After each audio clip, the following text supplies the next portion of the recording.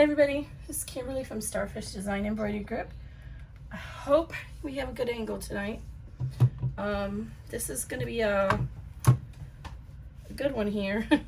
Lots of pieces and 2 hoopings on this project. I'm going to get my iPad open so I can make sure I know the pieces here.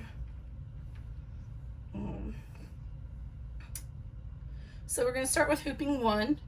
And with hooping 1, we have 2 pieces for the lining and a zipper and 2 pieces for the tab, the flap, and then we have so here's the lining, here's the top and the bottom of the back,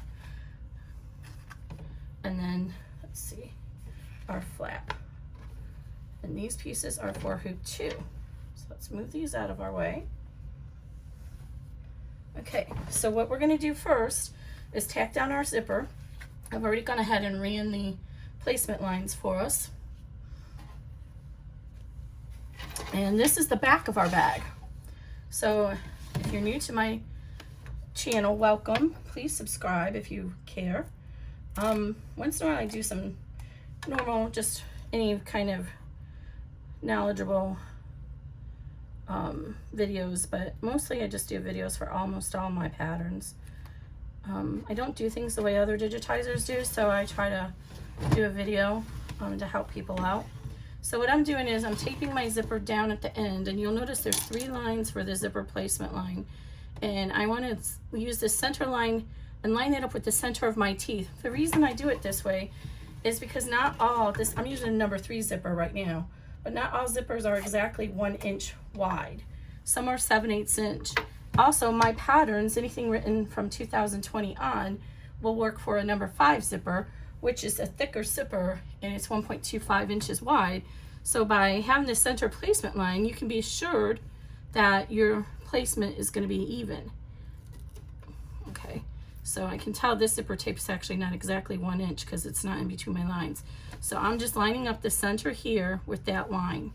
And this is detailed in the PDF.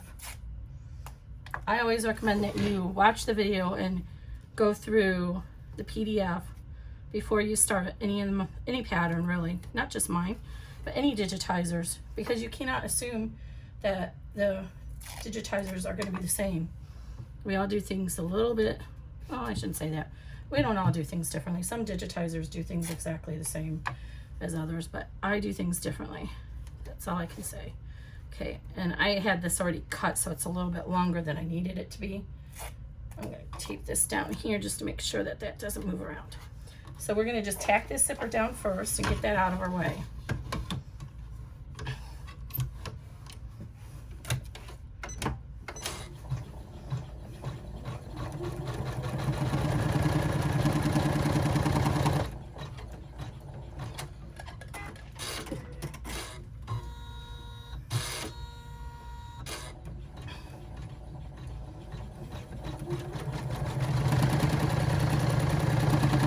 And you will notice on this pattern that there is no final tack around, and there's a reason for that. And when we get to it, I'll tell you.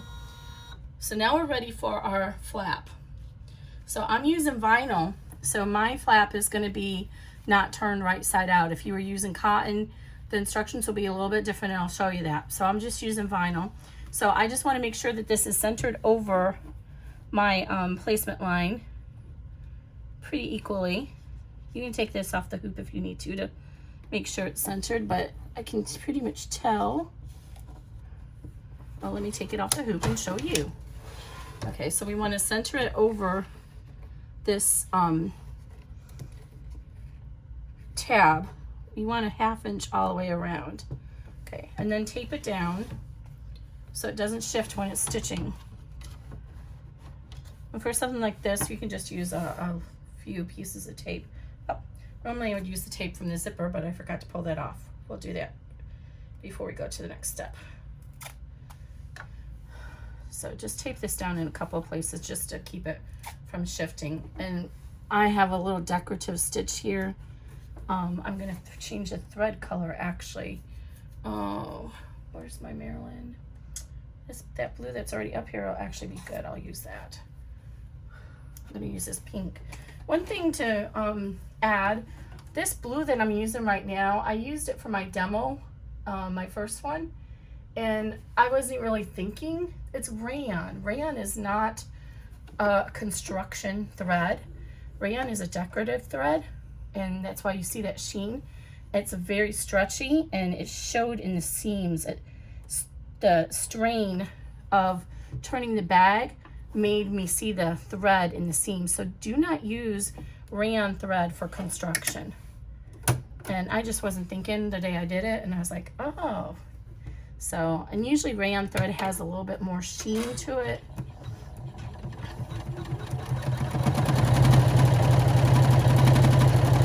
And then what I like to do as soon as I can is pull this,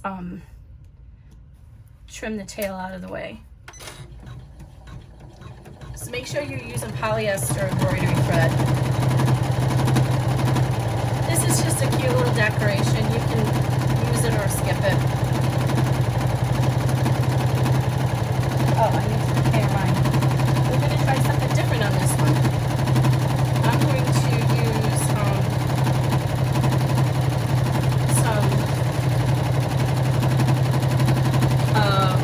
what do you call it? A buckle. Instead of using a snap, we're going to use a buckle to close it.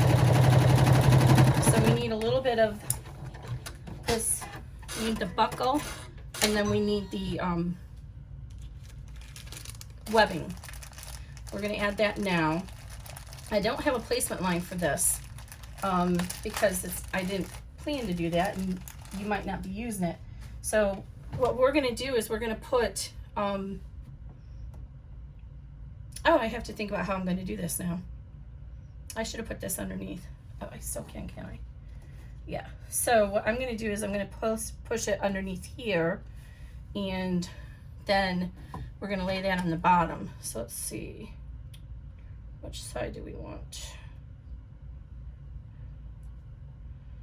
Kind of think of how the buckle should go. I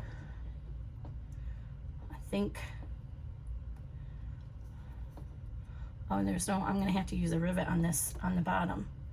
So let's see, how should your buckle go? I think this has to go inside. So we need this inside here.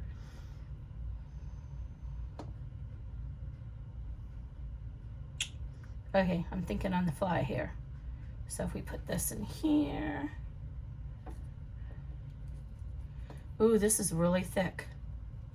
I did not plan on that. I didn't realize how thick this would be. Okay, we're gonna skip this because this is way too thick. See how thick that is? It's gotta go through that and 2 layers of, what a bummer. I should have read the instructions better. This is really heavy duty webbing. And I don't have anything else smaller.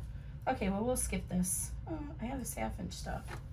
See the difference between, I have this little 1/2 inch. See how thick this is? Wow, it's like twice as thick. So I didn't plan that very well. Okay, I don't know what I'm gonna do with all this webbing now. You have to be careful when you're going through in the hoop designs because you don't want to tax your machine. Okay, so now we're gonna go ahead, since we're doing this with vinyl, we're not gonna turn it inside out. We're gonna just go ahead and place this, line it up on the back, and tape it down. And I'm gonna switch back to my pink tape. Actually, I can leave the blue in. No, I need pink. I'm gonna run the, oh, I'm sorry. Don't put this on yet. I did this with my regular stitch tip. We're gonna leave the blue in, and we're gonna run the centering line. This line's gonna help you line the flap up in the front of your bag. Sorry about that. It wouldn't have mattered if you stitched it through both layers, but it doesn't need to be in both layers. Okay, so now we're gonna go ahead and put this on the back and tape it down. Things like to come loose on the bottom of the hoop when you least expect it, so I usually go ahead and tape all 4 corners down. I forgot to mention I've got poly mesh cutaway, it's hooped, and I'm using this 3M Transform Medical Tape. Okay, I'm gonna go ahead and switch over to my pink now, and I'm gonna use that for all my construction. I'm using a 7511 needle right now, but I will be switching to 100, I'll try 9014. We'll see if we can get through all the layers. I did some changes to the pattern to make it less layers in it.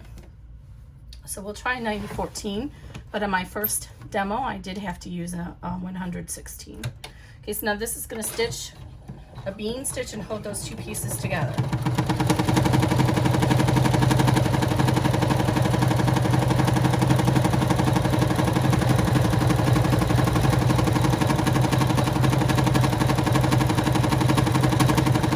And you see we left a little space here to put your snap. Or the buckle if I would have had the right buckle webbing. That would probably work okay for sewing. Okay, so, ooh, that just took my tension must have been off there because it just pulled my stitches right out. Ooh, that's scary. Okay, I'm gonna just go ahead and leave the tape on the top in place until we get this stitch down, since my tape came undone. Okay, so we're gonna turn this over to the back, and we're gonna lay the first of our lining panels down, and we're gonna put it right side facing down so that it's along this line here, the bottom of the zipper. And don't worry that this is very narrow. We're not going to stitch, this is not gonna be filled through the entire bag. So in order to reduce the bulk, I have made this pocket skinnier than the back so that we can keep this fabric out of the seams because it's a very bulky bag. Okay, and now we're gonna flip this over, make sure we don't dislodge that, and we're gonna put our main bottom panel down, which, let me look at keep my iPad open here and tell you what that is again. Okay, so this is exterior C1B. So we want C1B, and it's gonna go just like this. It's gonna be centered over the top of this placement line. Now you see how the top slopes inwards, and this is wider down here, so when you center this, you need to make sure that when you flip it over, it's gonna cover down there. And I attempted to make the cutting generous. Okay, now we're gonna go ahead and put that back on, and we're gonna run the tack down. It's gonna tack those two pieces together.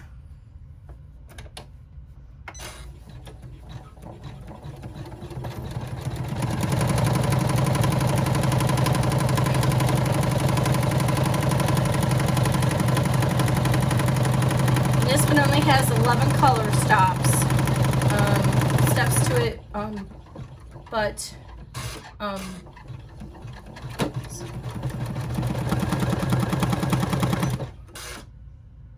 uh-oh, what was that? See, my machine merged those two colors and it should not have done that. Okay, that's fine. I'll have to back up here.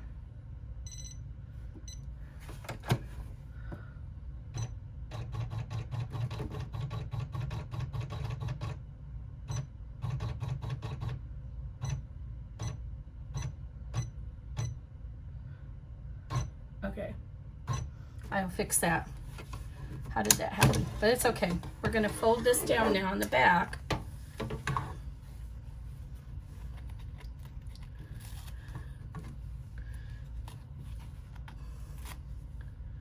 So we just ran 5, right? Let's see. 1, 2, 3, 4, 5, 6. Yeah, we ran 6. Then 7. So finger crease this and tape these down, and just don't put too much tape because we're gonna lift this up again in a minute. And then finger crease this down. Now on the heavier vinyls, you might need to use like a boning tool to do that crease.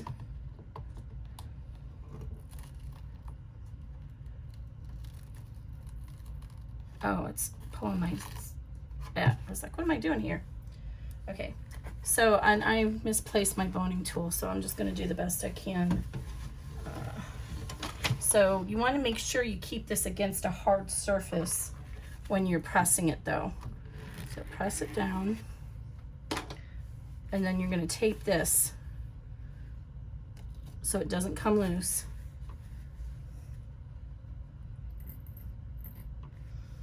And then we're gonna do the top stitch, which is 7.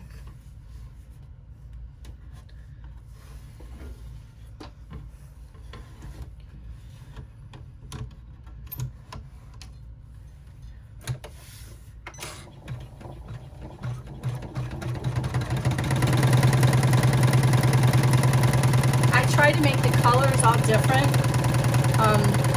It just depends on the machine.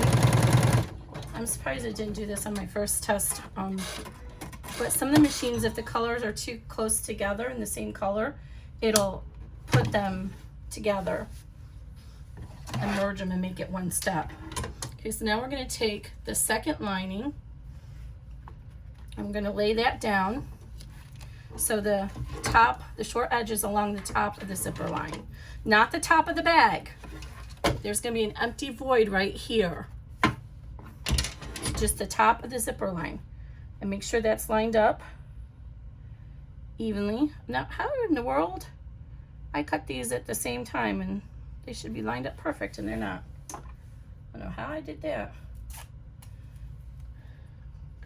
And this, we're going to go ahead and stitch it down, and we don't need to worry about pulling this up for the top stitch because it's going to be enclosed in the bag. We're not going to have an opening at the top, so normally you would pull this up and do a top stitch. You'll see that when we do the other bag or the other side.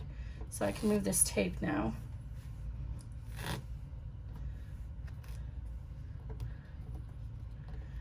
It's usually best to remove tape as you go along. And I do use a lot of tape, but you know, you don't want to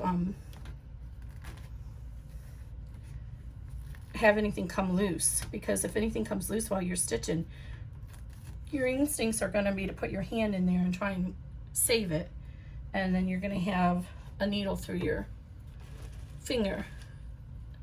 And I just lost my other panel. How did I do that? Just had it. Oh, there it is. I'm losing my mind. Okay, line this up with the top of the zipper. I'm trying really hard, guys. I know some people don't like mistakes. Somebody criticized me because I made mistakes and didn't edit it out, so I'm trying really hard not to make any mistakes. I don't have expensive editing software to edit those things out. Okay, so we're going to go ahead and do the tack down here, and hopefully it didn't merge those steps. At least I caught it before it was all the way done. If I would have taken the time to tape it a few more steps, then that would have solved that issue.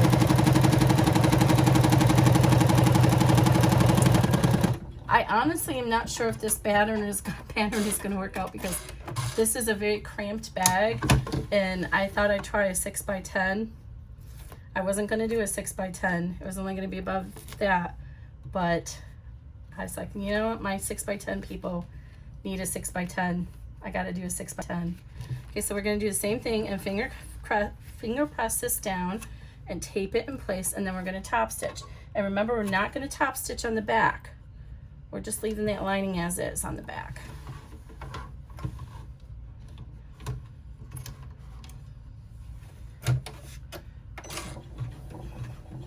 What you can do when you have something like this where there's not a good place to tape it is use something to hold it as it goes, so your fingers are out of there. I recommend the purple thing. I just have misplaced mine. Okay. So now we're going to go ahead and cut out our flap, and we're going to sew our lining together. So I'm trimming these as I go. So what we're going to do is we're going to fold this up, and we're going to pull our lining down out of the way in the back just so we don't accidentally cut it. And we're going to get our seam ripper or your small scissors, and we're going to go ahead and cut away our flap from the stabilizer.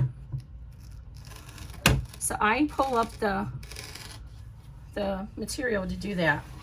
Oh, I totally forgot when I did that. If you were doing a cotton, you would have placed, the PDF tells you, if you're doing cotton, you would place the cotton facing down and do this and then turn it inside out. Sorry, I forgot to tell you that.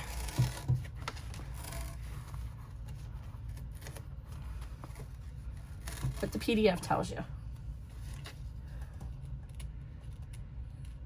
And try not to cut into your stitches. Removing the tape first is helpful, Kimberly. You don't want to make too big of a hole, but at this point we're almost done with this hooping. So we don't need to worry about the tension being bad in the hoop at this point.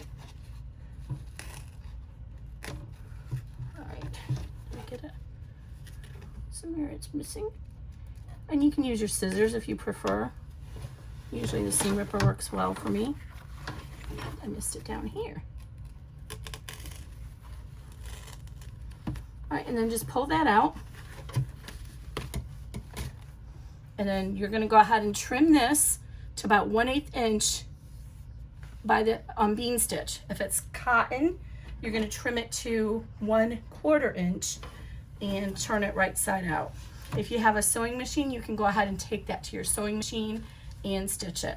Now we're going to go ahead and flip this back over and pull your linings down and make sure they're straight and retape them down. This is no good anymore.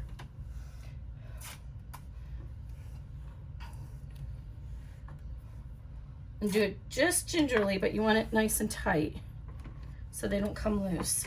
Okay, now we're going to flip this back over, and we want to keep this folded up out of the way so we can sew this together.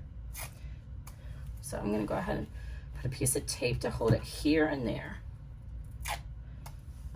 And then after we're done with this step, we're going to go ahead and open up the zipper, and we're going to put some tacking stitches on either side of the zipper so it does not come undone while we are sewing our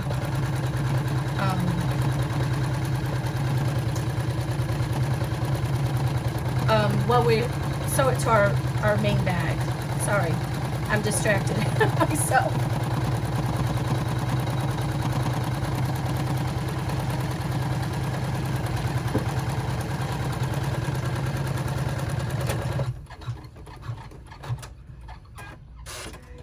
Well, that was good timing. My thread just kind of got mucky there.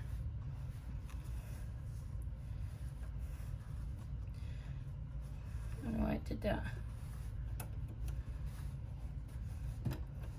Got stuck somewhere.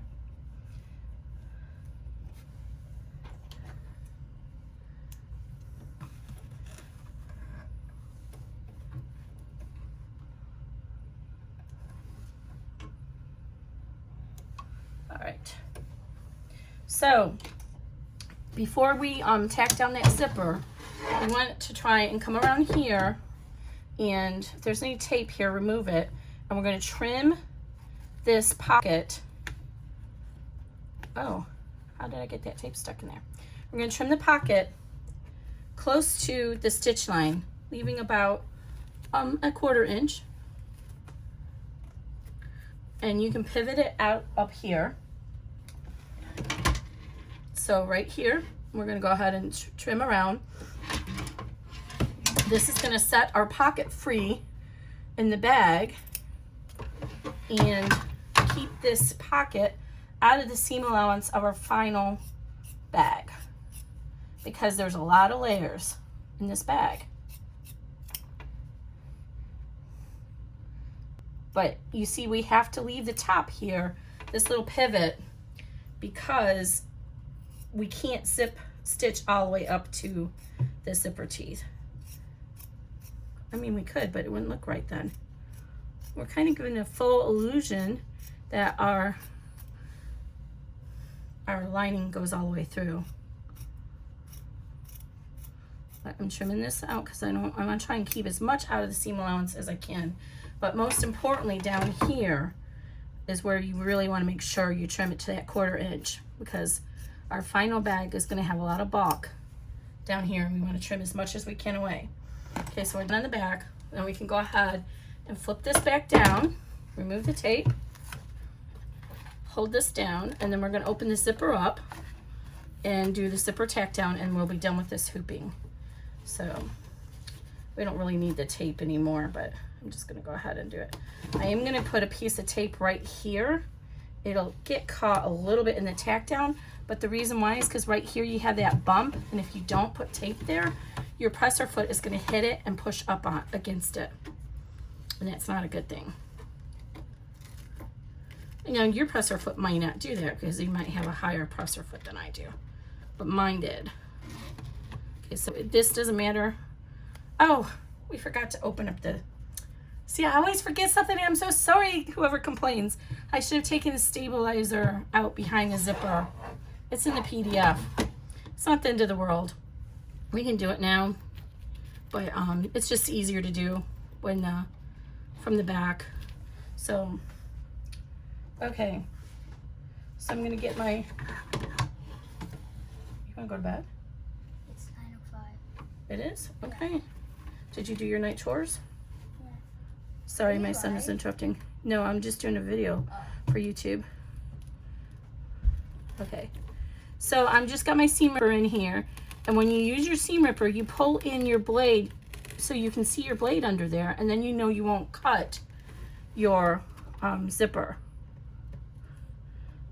So that's why I like the seam ripper, so I can see the blade. I'm just pulling the zipper back since I forgot. But like I said, it would have been much easier to do on the back.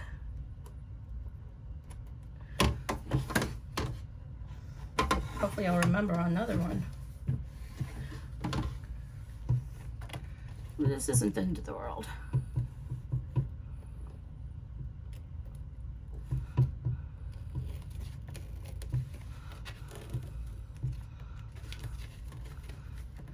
And when you pull on this, it helps you get that tension back on the other side from when you pulled, the first one came loose. Okay, then get my tiny scissors in here and cut out the rest of it.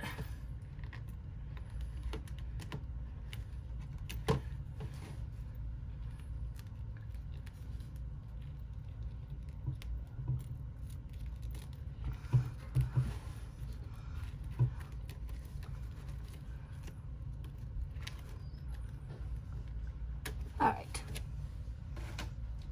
Now, put this back towards the middle. Don't need all the way over there. And then I'm going to put that piece of tape right here. See where the zipper ends? This tack down stitch right there. Okay, let's fix our thread.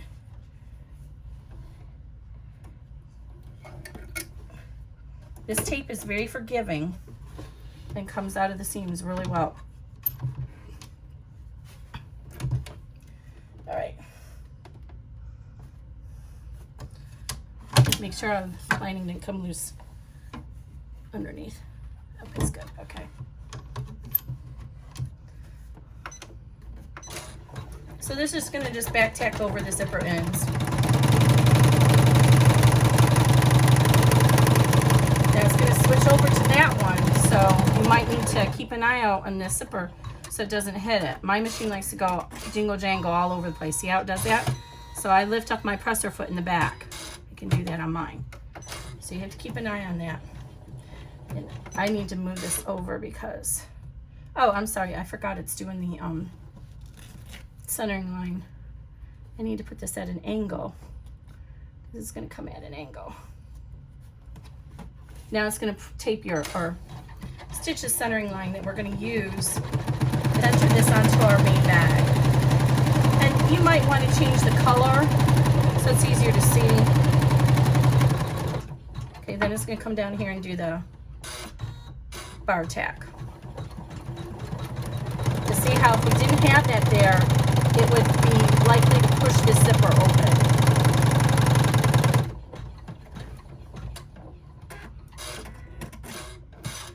Okay, now it says there's another step here, but there's really not. That's just to stop this hoop from going back to center. So now we can go ahead and pull off the tape. And then we're ready to do our hoop 2. So while I do all this, you guys go ahead. If you need to take a break, you can hit pause if you want and take a break anytime, but all right.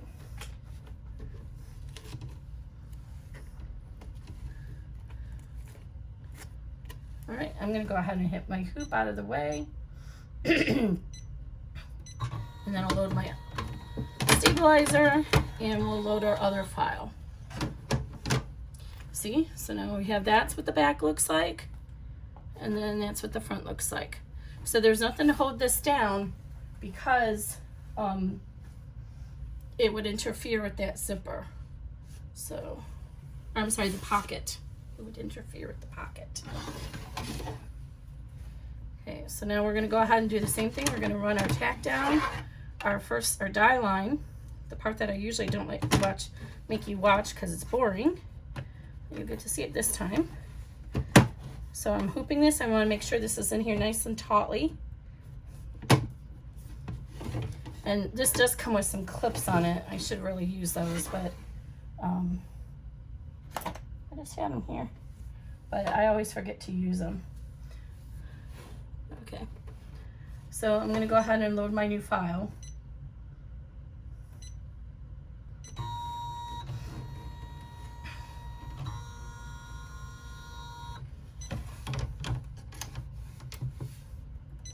Okay, while it runs the die lines, I'm going to tell you what the materials are we have for this one. So we have 3 D-ring strap connectors. We have 3 pieces of lining. There's one for the top, one for the bottom, and then the back. May not make it for us. We have our pocket, our gusset pocket, our interior slip pocket. This is the fabric that goes in the exterior behind the pocket. This goes in between the pocket and the zipper, and then this is the top.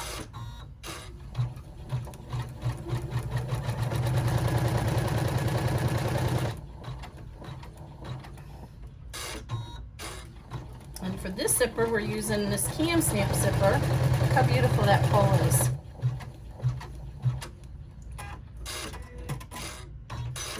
Okay, so for the most part, this is going to be just like almost any other of the bags. We're going to line up our zipper.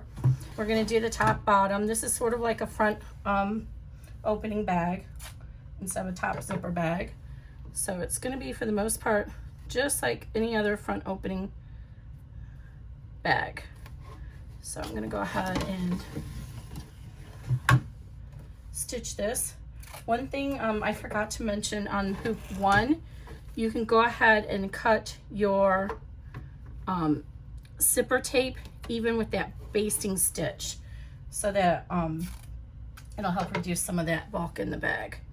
And again, I'm just lining this up with that center placement line. This zipper tape is beautiful. It's got more like a cotton feeling, a fabric feeling. It's absolutely gorgeous. And it is number 3 from camsnaps.com, or I'm sorry, not Cam Snaps. This is from Wallet Hardware. Gina, or Ginger is her name. She does not have a website. You go and get into her group, and she loads a Google order form, usually every month, and then you go through the order form, tell her what you want, and then she sends you a PayPal invoice. But her quality is superior.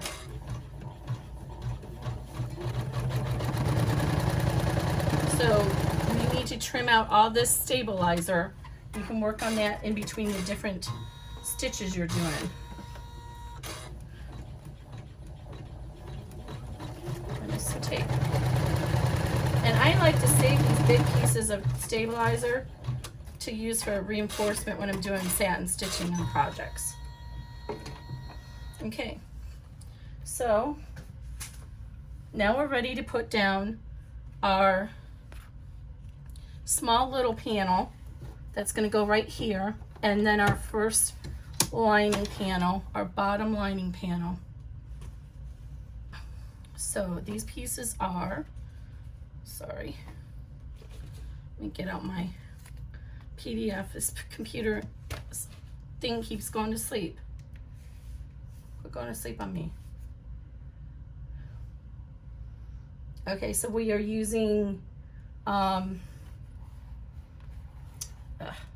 that.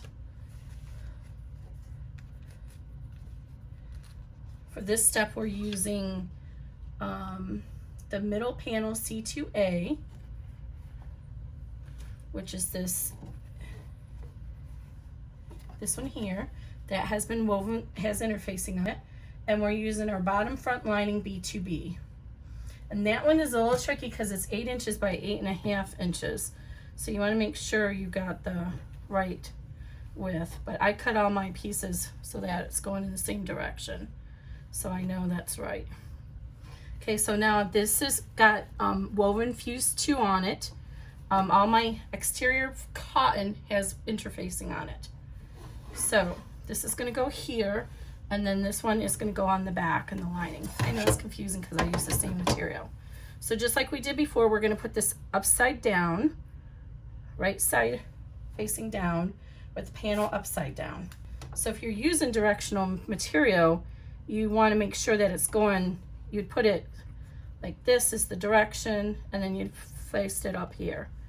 Why does this look like it's not going to be long enough? No, it is.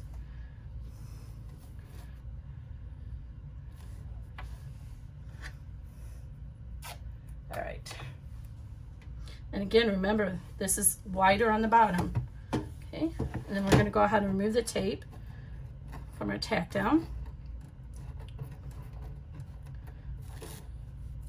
And usually you can reuse this a few times. What in the world do I have on my hand? I have no idea.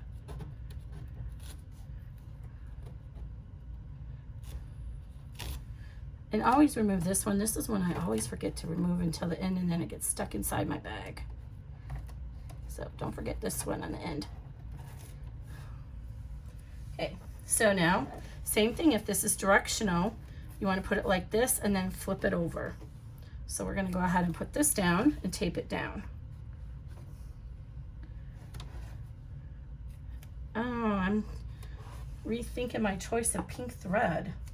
Oh well, I'm owning it. I chose it. We're sticking with it. Okay, we're going to run the tack down.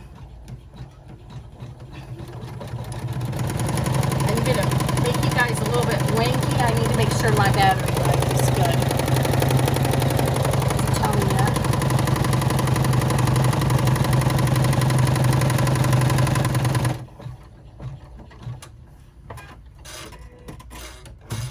Okay, we're going to go ahead and flip this down on the back, finger crease it and tape it.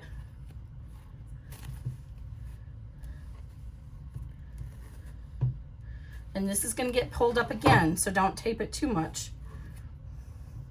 Finger crease.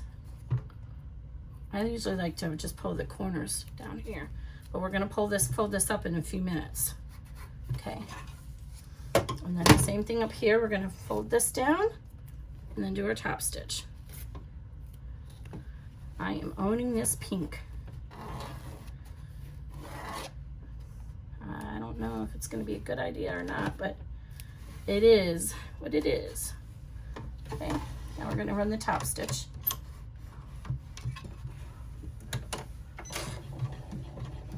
And the same thing here, when it looks like it's going to go bulky there, just hold something, add some more tape or hold something that's not your finger in there to get to that.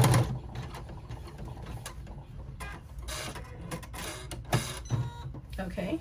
we're gonna go ahead and add the top panel, which is, oh my goodness, this is driving me crazy. Okay, so we need on the back lining, we needed our B2A, just this piece here. And then on our front, we need our top panel, which is C2B, which is our decorative panel. And on the back of this, the lining, I don't have any interfacing. Let's see if I can line this up the way I had it. So we're gonna line that up with the top of our zipper. And then we're gonna tape it down.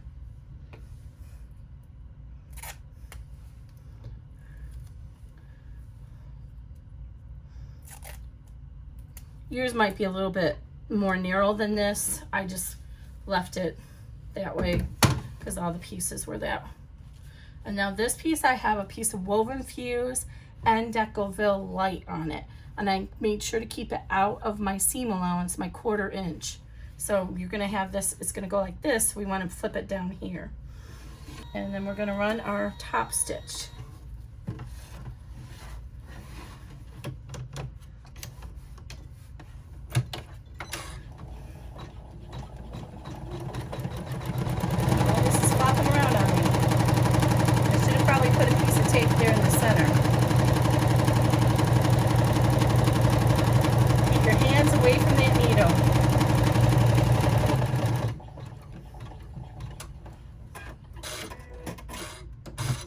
All right, now we're gonna flip it over and we're gonna turn the lining up and finger crease it and tape it back in place.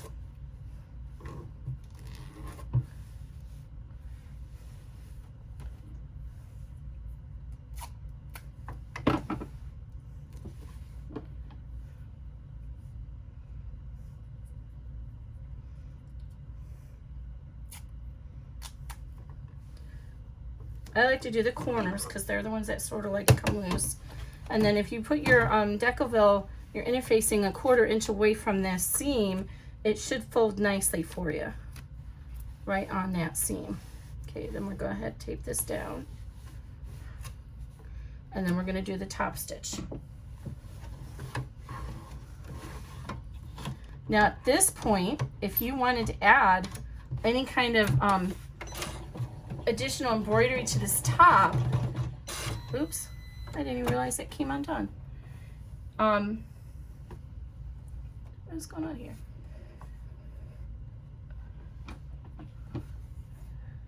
If you wanted to add any additional embroidery to the top, go ahead and do the top stitch, and then you would go ahead and pull the lining in the back down. You don't want to embroider through your lining, and then after you do your embroidery, put the lining back up. All right.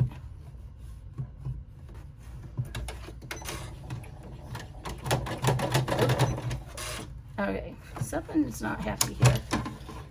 Let's go ahead and, yeah, I got some thread down there. I'm gonna go ahead and unthread this and rethread it. Something's not happy. And we might need to replace the needle. But let's try rethreading it first.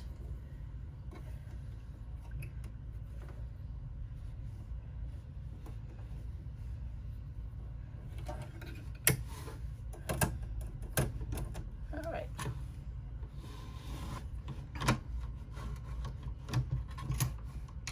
Make sure your lining didn't come loose down there.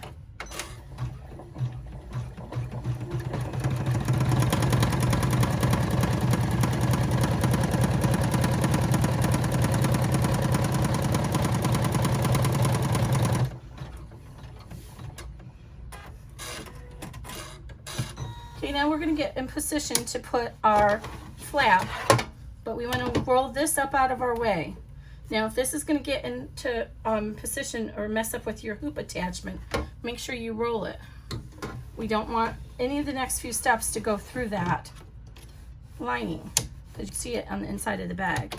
So we're going to go ahead and lay our position for our flap, which I haven't trimmed yet. So I'm going to go ahead and trim that real quick. So So the flap, you're going to trim it right just above your placement line. And then 1/8 inch away from the rest. But if you have a cotton one, then you're going to go ahead and trim it 1/4 inch. And then if you have a sewing machine, you can top stitch it. I think most people who are using cotton have sewing machines.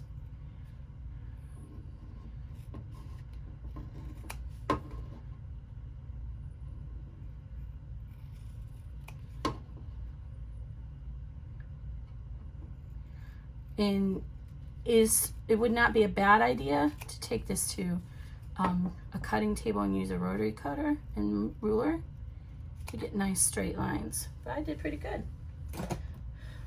Okay, so now our flap, you're going to go ahead and put your placement line.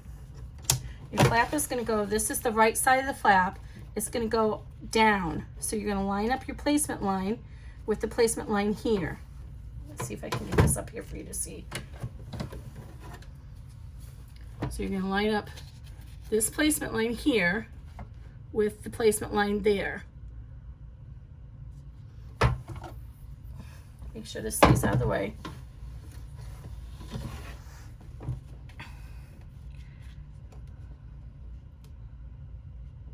And it's going to, you see how there's 2 lines here? It's going to fall right into that place too.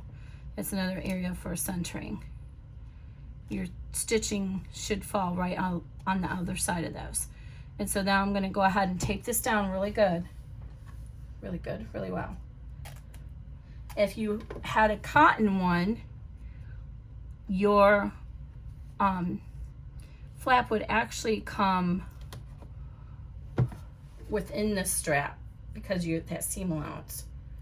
So I have, mine's actually 1/8 inch wider because I used the vinyl, the raw edge. Okay, now we're going to tack that down.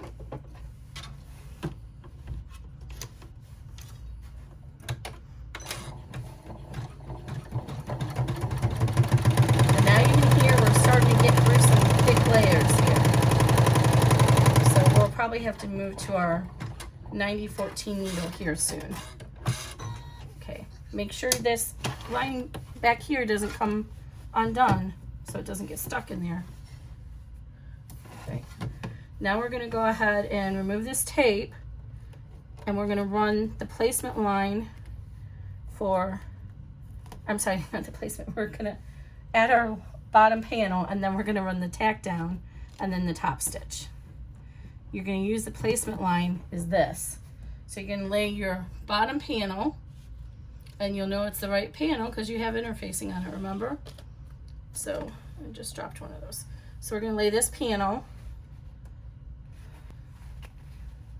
There we go. If I can get it lined up, it'll be great. And we're going to line it so it's about just past 1/4 inch, I mean 1/2 inch past the flap. And then you're going to tape it down. So I'm going to try and line this up. If I can get it lined up, I will be really happy because it may not have been a good idea. So just about 1/2 inch past that line. All right, and then tape it down.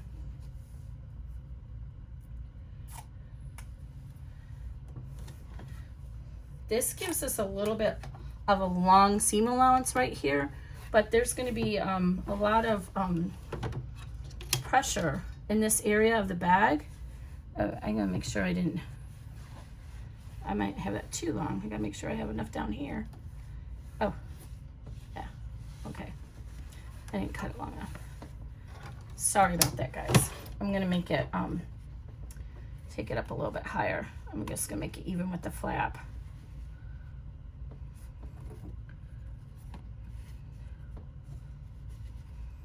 Bottom of the flap.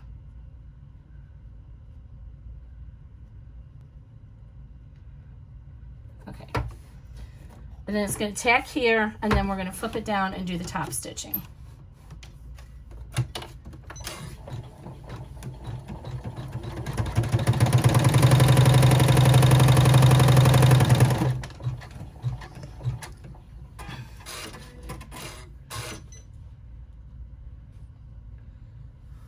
Okay, remove the tape, and then we're going to do the top stitching.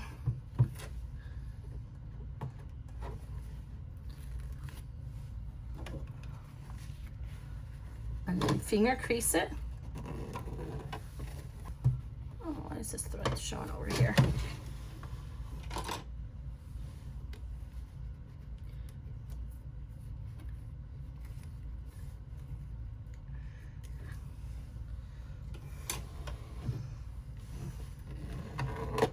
Finger crease. And then I'm going to tape this down again. And then we're going to top stitch over.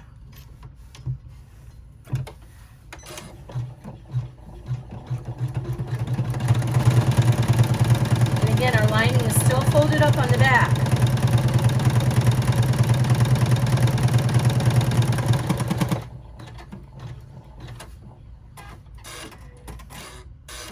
Okay, now we're going to go ahead and run the placement for our pocket. You can skip the slip pocket if you want. But why? This gives you another little option inside your bag. Okay, so the slip pocket here, what I did is I took the one long piece, which the cutting instructions are in the pattern for you, and then I only put this woven fuse on half of it. And then I'm going to go ahead and lay this down.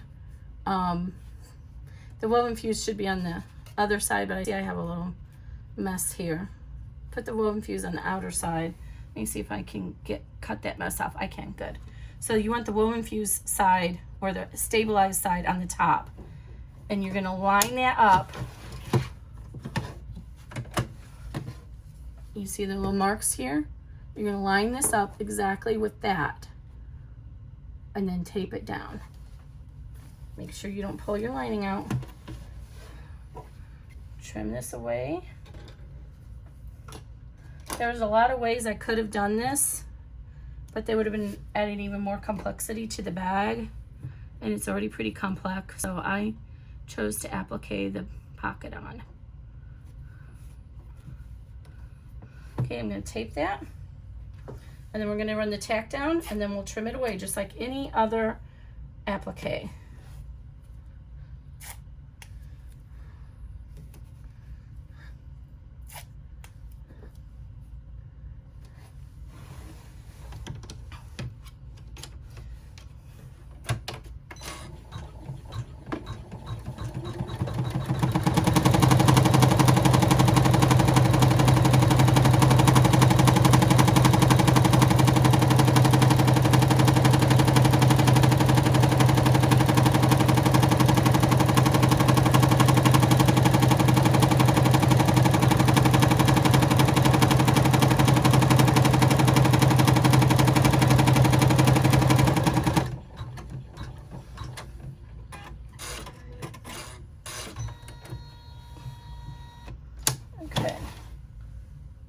Applique scissors, and you want to try and trim this as close to that bean stitch as you can get without cutting into it.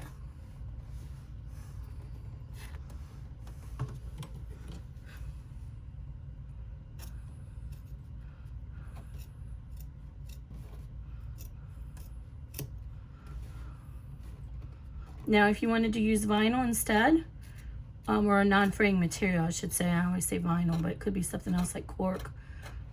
Then you would just go ahead and cut this half the size and add 1/4 inch, and then fold that under, and either use your sewing machine and tack it down with a seam, or use some double stick tape or glue and glue it down, because you don't want raw edge on the very top. A single layer of raw edge, it won't support it. When you're going in and out of the pocket, it's going to end up failing on you. So you need a little bit of support there.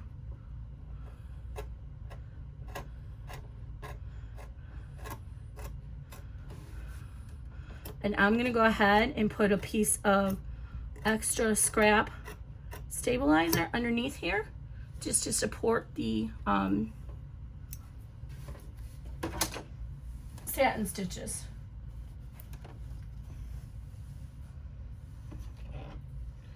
don't need very much. And floating means you just layer it underneath the item. You're not hooping it. And so what I'll do is I'll just put it underneath there, and then I'll tape it in place. Now, in this case, I'll go ahead and trim this down when we're done. Make sure this lining stays out of the way. And then we're gonna go ahead and do the satin stitching around that pocket. That's gonna take a minute or two.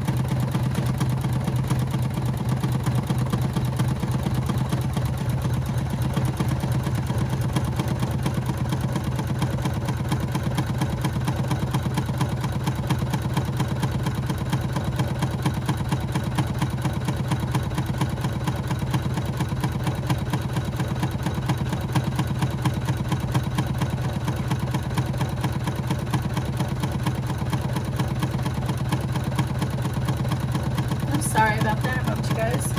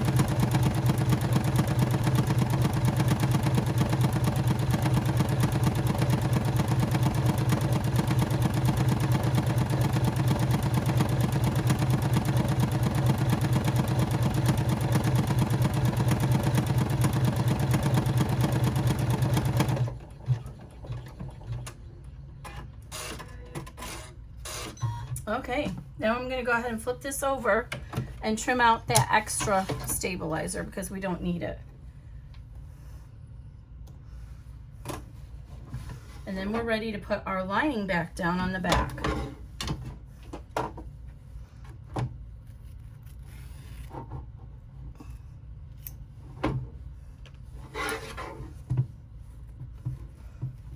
Be very careful because I'm really dangerous here right now with this machine. I'm not going to take out the center since this is poly mesh. It can stay in there. That's not going to add too much extra bulk. But if you were using like a cotton one, you could remove this. Actually, I am going to remove it because I recommend you remove it because otherwise when you go to turn the bag inside out, that's even more bulk. And we don't need that.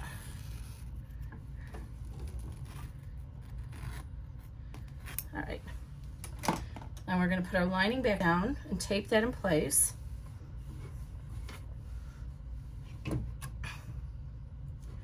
And we're going to run the stitch placement lines for our gusseted pocket.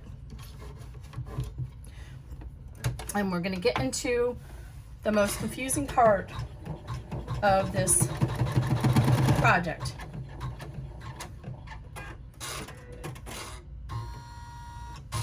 And be careful when it went around there. I should have been more careful. It could get stuck on that, so watch out for that.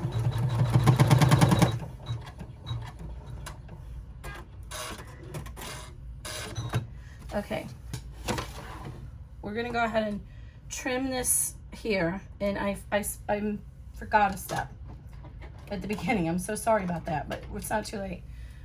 Go ahead and fold this up a little bit. And go ahead and mark a 1/2 inch from your stabilizer, or I'm sorry, your original placement die line.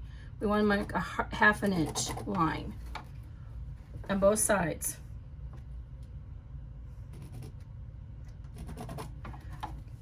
And then you can actually extend it onto your fabric here. And if you see it, to make sure it's there. Okay. So 1/2 inch from this original line. And why that's important is because we're going to lay our pocket down now. So what I've done is, instead of using a lot of this fabric that's kind of expensive, the instructions are in the PDF. I fused it with another piece and seamed it, and then I put my woven fuse on the outside, and I also made sure I don't have that. That's not going to be in our seam allowance. So what we want to do is we want to line our pocket up with the top of those placement lines, but it's going to be over here with that 1/2 inch mark. So I kind of got my seam, I didn't cut my actually this is not even. I didn't cut my fabric well, and so you could see the selvage in it. So sorry, I had some extra woven fuse here. You don't want that. It's going to mess you up. Let me trim that off real quick.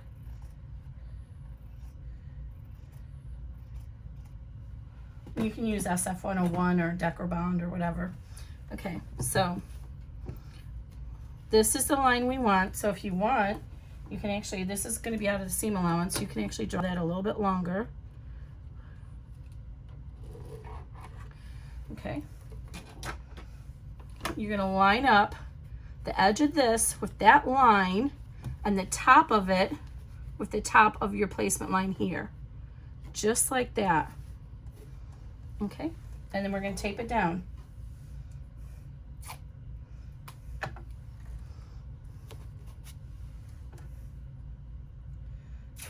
And then we're going to run the tack down for this gusseted pocket on the left side.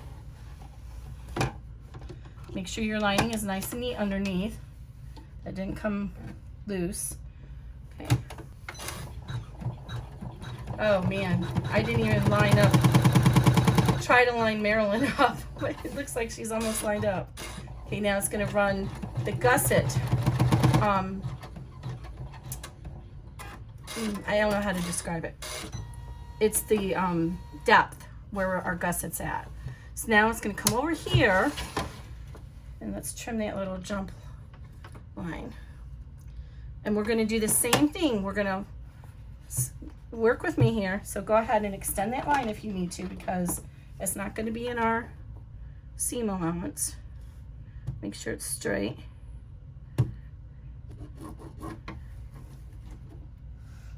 And you want the top should be even with this top, and this line, the side, should be even with that line that you just drew. This is really important. Oh, and I got it too tall. Okay. Did I get that too over there? I might have to redo that. I don't know if I'm right on top of that line over there. Okay. Yes, it looks really winky right now. You see how we have that big old thing in the middle? Yeah, that's right. It seems like it's not though. Okay, I guess it's right. So then we're going to go ahead and we're going to do the same thing. We're going to mark our gusset pleat at the bottom.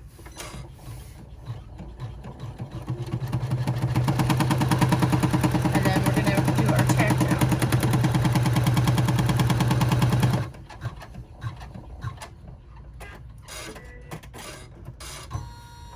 Okay. So this is the tricky part. So what you want to do is remove all the tape.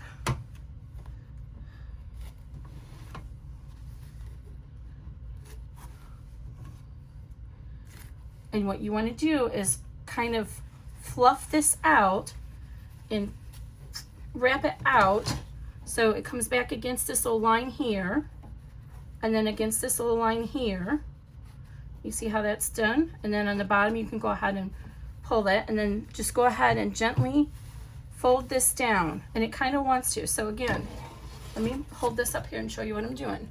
So we're gonna fold this back against this side against that side, and then we're gonna work it into a gentle fold in the inside of it so that it's even on both sides. And you look down here and you can see it's even. And then up here, go ahead and it usually will actually almost come even with this flap, but you want it to be even on both sides. So go ahead and work this. Take the time to make sure it's even. And you see how now you have a gusset. And now you're gonna go ahead and tape this down really well. And you wanna make sure it's even. There's an even distance between both sides here. And then it's gonna get stitched here in a little bit. I'm gonna switch over to my 90-14 needle. And we're gonna start doing our D-rings. So that's what it looks like now. So you kind of have a little bit of a pleat there. Just make it as smooth as you can get it, as even as you can get it on the top and the bottom. Let me show you that one more time.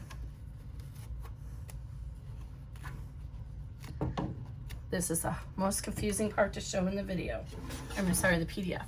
Okay, so you're gonna fold this part over this way, this part that way, so that they're evenly dispersed on both sides and up here.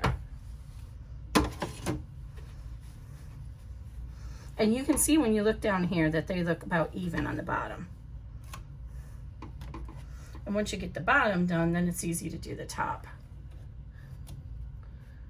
So just kind of work out the pleat, oops, stay down.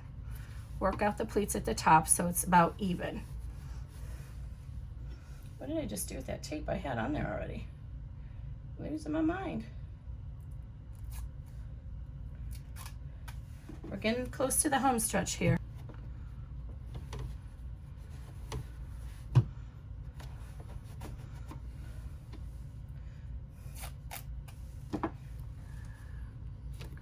All right, how's our battery life? Okay, sorry.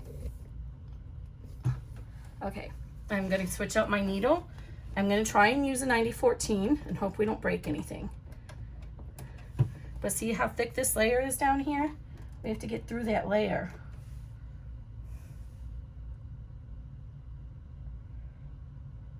Oh, I can't read it. Yes, this is a 90-14. Okay.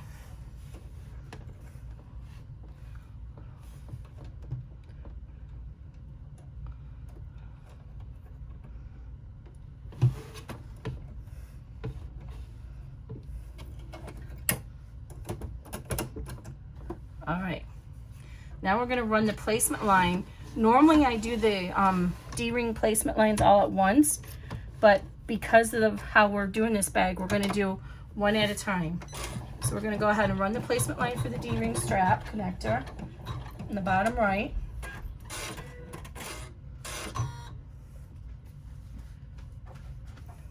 And I'm just using 3/4 inch vinyl. Did you do your 4s? And I would actually recommend interfacing these with some S or some Decoville. I forgot. And then just go ahead and, this is a 1-inch line, so you can use wider straps. So I'm gonna line it up with the bottom, and I wanna make sure that I have enough room for my presser foot to get by. So yours may be a little bit different than mine. Oh my goodness, what am I doing with all this tape? And tape it down. And then we're gonna tack it down.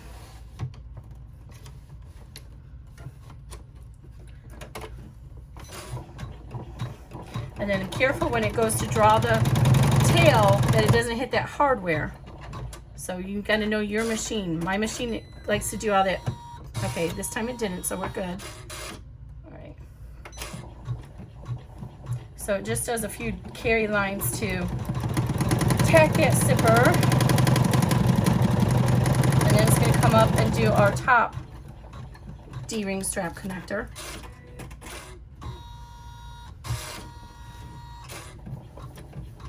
This is just another travel line, travel stitch.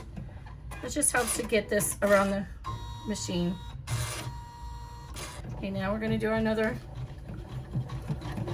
oh, this is gonna be our strap. Oh, shoot. Hey, Grayson. I'm sorry, can you come here a minute?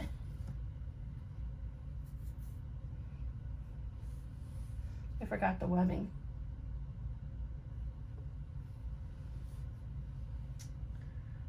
All right, we'll just use pink.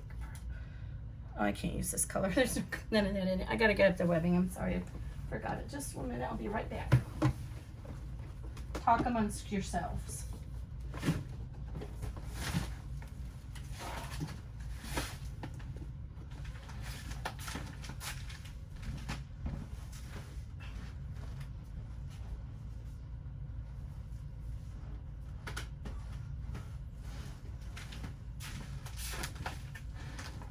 So I think it's about 8 inches for the webbing. I really didn't even measure very well.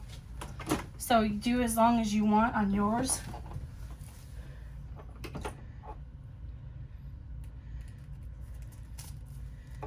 So we're gonna, the first tack down is for the webbing.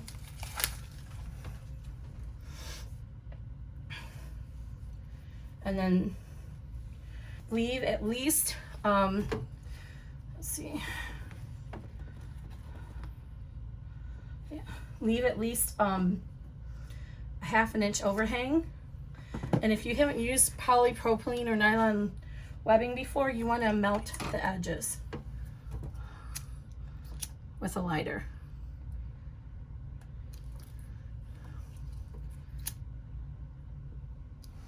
Okay, so we're going to go ahead and lay that, and I'm going to center it close to that stitch there, and I'm going to tape it down. And it's going to back tack that now.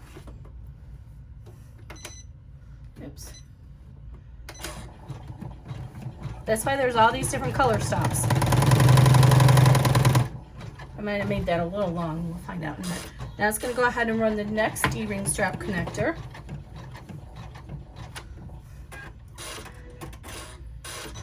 All right. We're going to center this one over that and tape it down.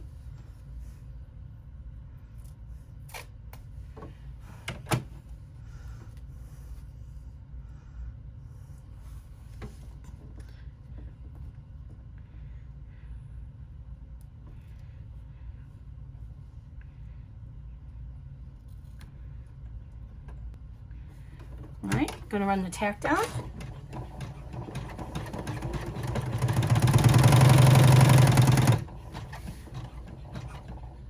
And then it's going to go ahead and run the placement for the other half of the webbing handle, your strap.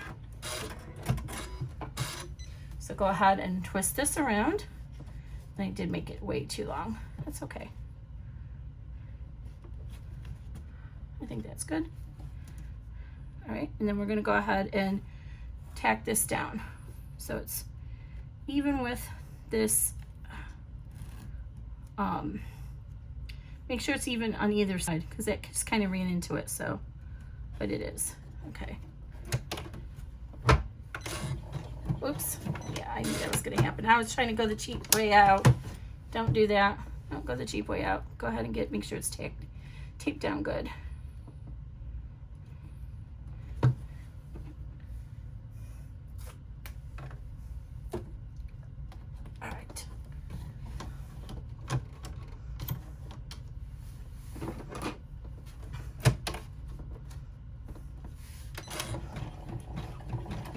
And then be careful if your machine does all that wobbly wonky stuff with the presser foot. You don't want to hit this stuff. Okay, I'm going to go ahead and remove all this tape now because otherwise I will forget.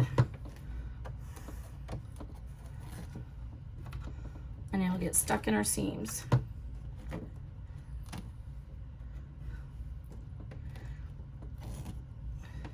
Did I already remove it over here? And let me trim off this so it's even off over here. And I'll remember and burn that when we're done.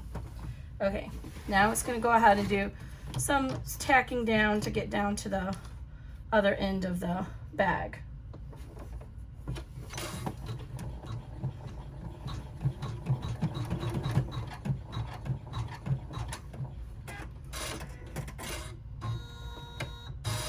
So you just keep an eye out that it doesn't get all messed up on you.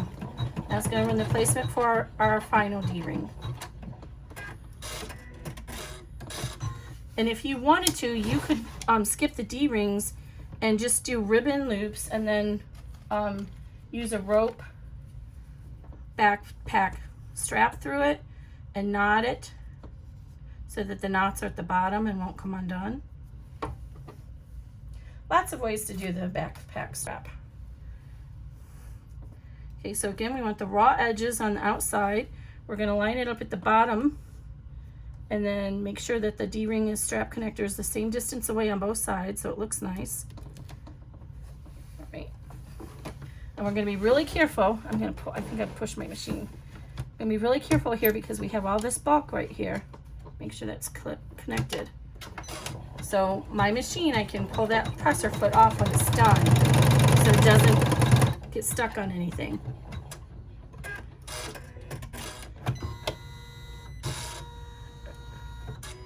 Okay.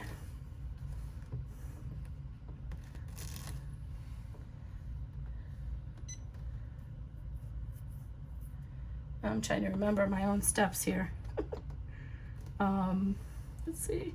I have to look at my book. This is 23. Yes. Okay, so this is going to be where we want to go ahead and move our zipper pull over, and we're going to put in a back tacking over here with our zipper pull. So go ahead and open your zipper pull now. And I'm going to save this tape so that I can reuse it. And I'm going to put it right here to keep that tape together when it does that back tack.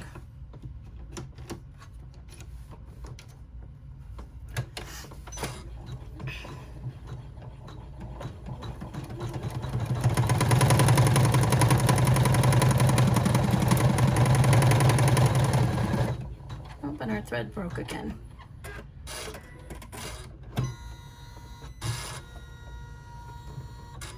Okay.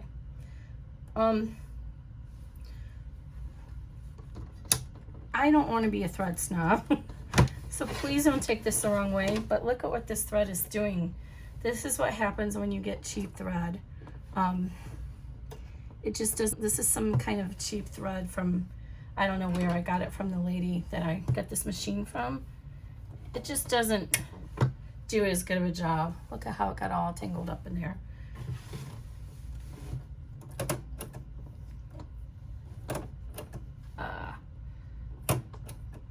Okay, she's not being happy with me today. I might need to replace the needle as well. Might be getting gum on it from this tape, but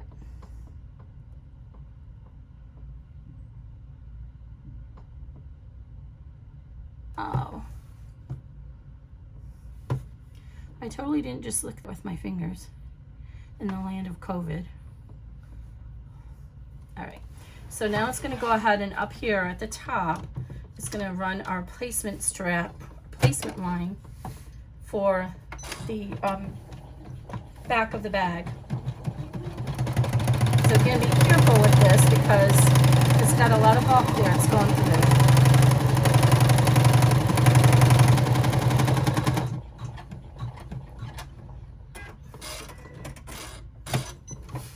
Okay, so it's got a little tack right here, and then here and here, and we're going to go ahead and get our backing ready. Let me trim all these threads. And I didn't trim all my backing yet.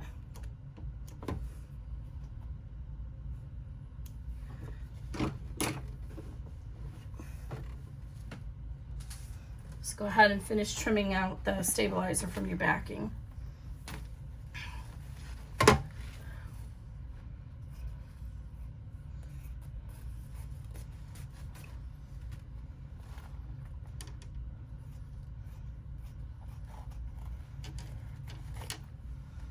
Alrighty.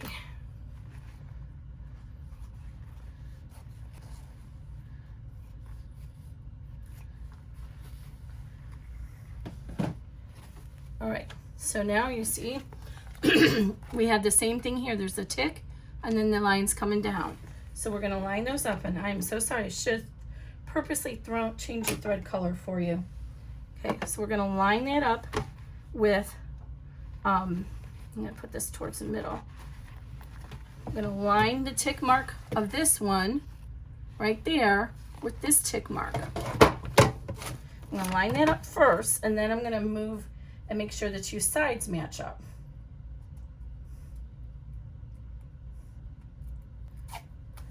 How's our battery doing? Oh yes, 20% left. Okay, sorry for that. A little craziness there. Okay, so I'm gonna match up those tick marks. And then my sides should match up as well, and they do. I wish I could zoom in and show you, but they do match right here and right here. So you see how the top of this stitching is gonna go right to that top of that stitching. Line it right on top of there. And I can't pull this up there, else the hoop will come undone.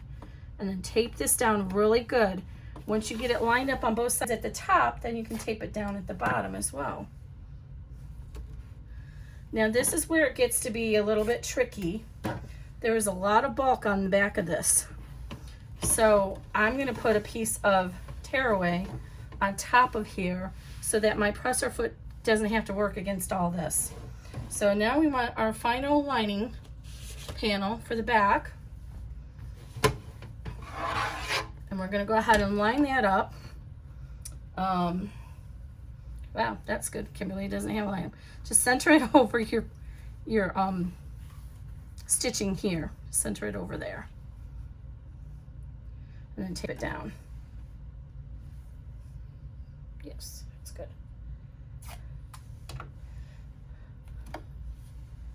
So, oh, I'm sorry. I'm getting ahead of myself. We don't have to do the lining yet. I'm not doing this we're doing this the other way. We're not doing this the top zipper way. So we don't need our lining yet. Okay, so I need to get that tearaway.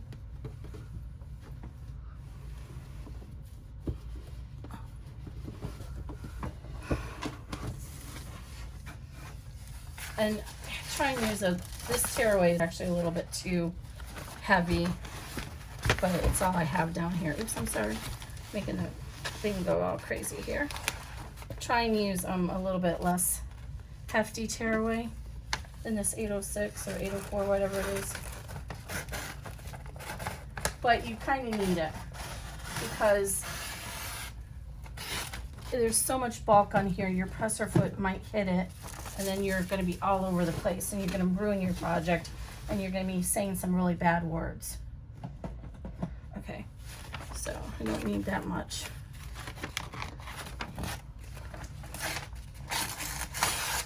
Okay, so I'm going to go ahead and take this down here at the bottom. It's nice and snug up there, so then I know it should be fine down here. And then I'm going to lay my tearaway on top.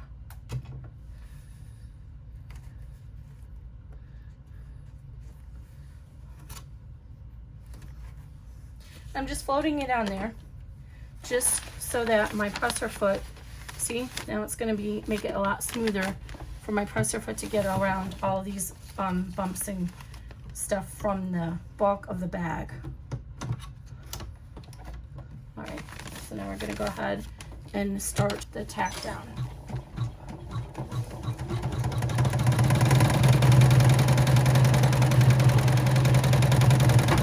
And I might have to move up to 100 needle. We'll see.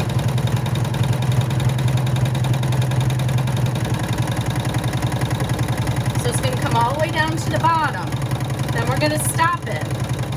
And it's going to move over here to the center. It's going to stop now. And if you need to, lift your presser foot like that, because there's all this bulk right here. So now we're going to go ahead and put it down, and it's going to stitch out there. Then it's going to stop, and we're going to bring it to the center, and it's going to stitch out that way. Again, I'm going to keep an eye out because I have all this in here. I don't want my presser foot to get stuck on it when it tries to move. Okay, now we're going to stitch out to this side. I want to make sure that D-ring didn't come loose. Sometimes those D-rings flip on you. So now it's going to stitch this way. And it's getting over the fold of our pocket. So if your presser foot can't get over all that, then go ahead and just consider taking this off of the machine. I'm going to kind of hold this here. I didn't the last time and the stabilizer got bunched up. So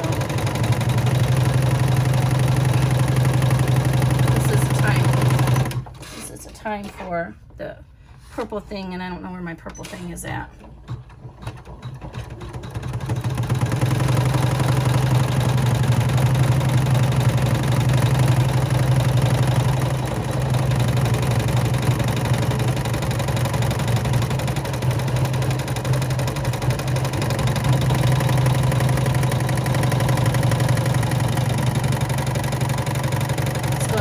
All this thickness.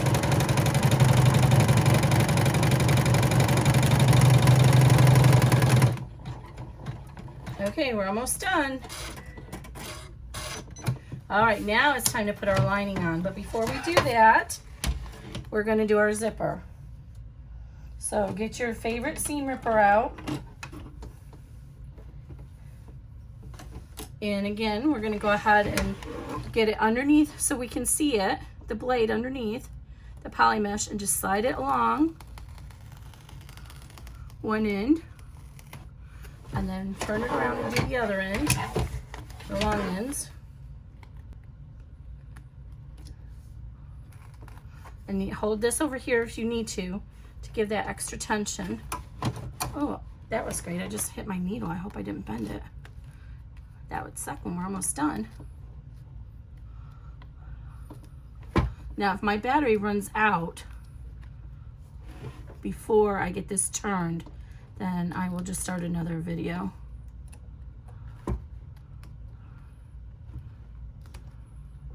I feel like I was getting into the zipper. I'm like, oh, I don't want to do that. All right. Did I cut the zipper? I will be very upset if I did. And then get your little scissors and trim these carefully. And then get this all the way. All right. See? Much easier to do that now. And now we're going to go ahead and center our lining over the back of this. Just make sure it's centered all around. All right. Tape this really well because you do not want this to come loose after all this hard work what we've done.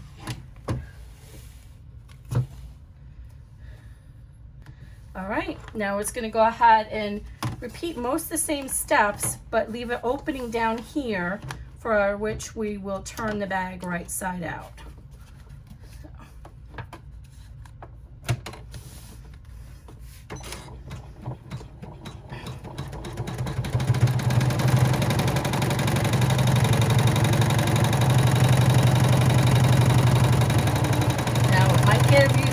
Here because it's going up that hill, but we compressed it the first time with the special stitching we did. So now it's going to come on over here, and I made it another color stop just in case you need to take this off the hoop and restart it.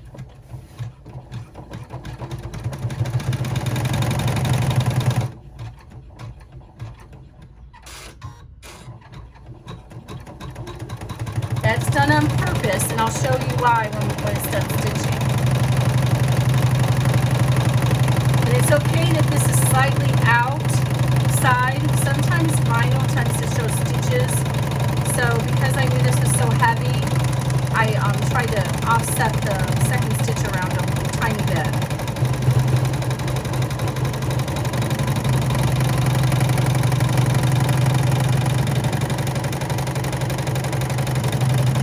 And then again, we're going to skip the last step because that's just to tell our machine not to try and go in the middle of the most machines try to come back to center when it's done with an embroidery design, and we don't want that. Okay, so what I was telling you is it stopped here and restarted. So I added some tacking here because since this is so thick, I noticed in my first stitch, as it rounded the corner on the lining, you can see on the lining side better, as it rounded the corner, it rounded the corner and the tension got off. So I added some back tacking to each of the corners. So before you unhoop it, make sure that the back is good and everything is, nothing came loose or anything. All right, great. We're looking good. So let's remove all this tape. Now we're getting to the fun stuff. Let's see how this girl looks. I'm excited. This is really small and I'm just really not sure how it's gonna do because it's so small. Hopefully we'll be able to turn it. Okay, I'm gonna go ahead and gently tear away the tear away and just pull it against the stitches because you don't want to pull the stitches out. And it's best to do all this while it's still in the hoop because you have that tension from the hoop.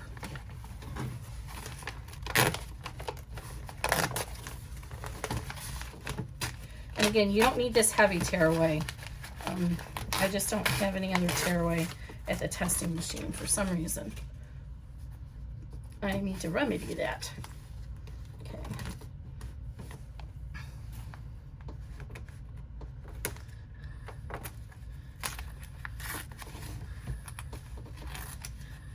And you really want to get this out of the seams because the seams are going to be thick enough as it is. We don't need anything else adding bulk to it. Okay, same thing, remove all the tape that's on here.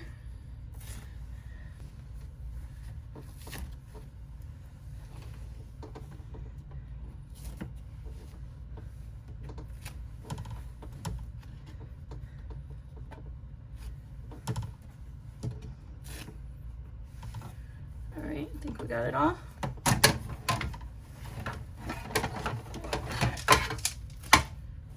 And we're going to trim it. And I'm using these Kai 7205. They are amazing. They will go through so many layers. It's unreal. So I'm going to trim it from this side so that I can see where my opening is. And when we get to the top, I need to remember and not trim the webbing. We want to leave that webbing extra long. I also need to burn the edges of the one I trimmed. Okay, I'm going to just do both sides.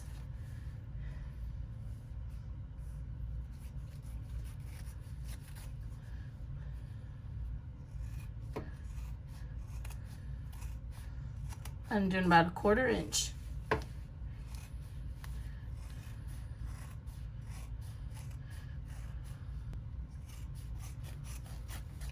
Okay, and it's best to do this over a trash bin. Okay, so right here we're gonna go ahead, I don't need all this. We wanna leave a little bit of a notch to help with our turning. So I come in here at a 45-degree angle and then trim that.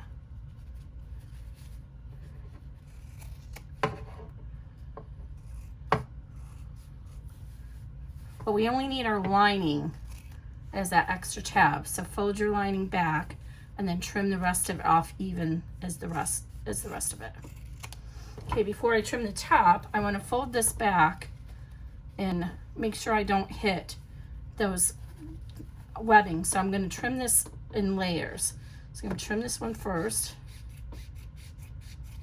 like that, and then I'm going to fold this back and trim this so I don't hit that webbing.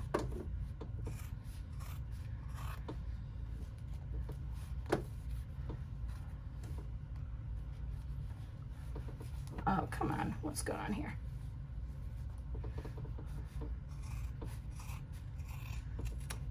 Okay. Didn't do a very good job here. Let me try and get this a little bit cleaner. And it's usually good to leave the D-ring connectors a little bit long too. I trimmed them off on the side I shouldn't have because they take a lot of pressure. So just trim that off like that. Okay, see this one? See how it's already fraying like that, if we left it like that over time from the pressure of the bag and putting stuff in it and carrying it, that would start to fray, and it would go all the way through to the bag, and it would break off of your bag. So leave that extra, and then these corners, you can go ahead and trim these corners a little bit. Just don't try not to get your zipper tape. And then down here, the same thing. We're going to go ahead, leave that pocket out of the way. We're going to gently slope in like this, and then trim across the corner, and then gently slope out over here. And that reduces the bulk in those corners a lot. So gently slope into it, and then cross over, and then gently slope out. Okay. Now the fun part. Let's see if we can turn this thing inside out or right side out. Now normally I do not glue my bag closed until I've already turned it all the way to the right side and made sure everything looks good.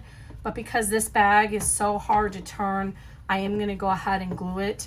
It takes just a few seconds for the glue to set up, so it's not a problem.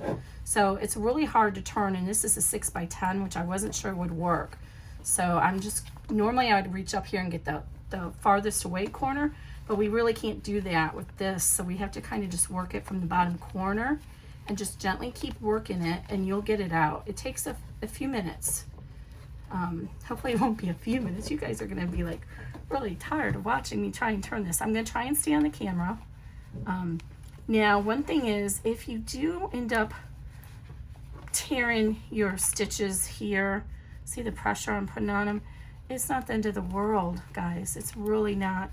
You can mend that with glue or some hand sewing, because nobody's going to turn this bag inside out to see your closure, especially this bag. It's long and stuff. It's long, so nobody's going to turn it inside out and reach all the way down there and see how messy your lining, your closing is. They're gonna be like, oh, okay, whatever. That's information I don't need to know. I mean, if you look at some bags that are made commercially, cheap bags, they just serge right across it, or there's not always a clean closure at it.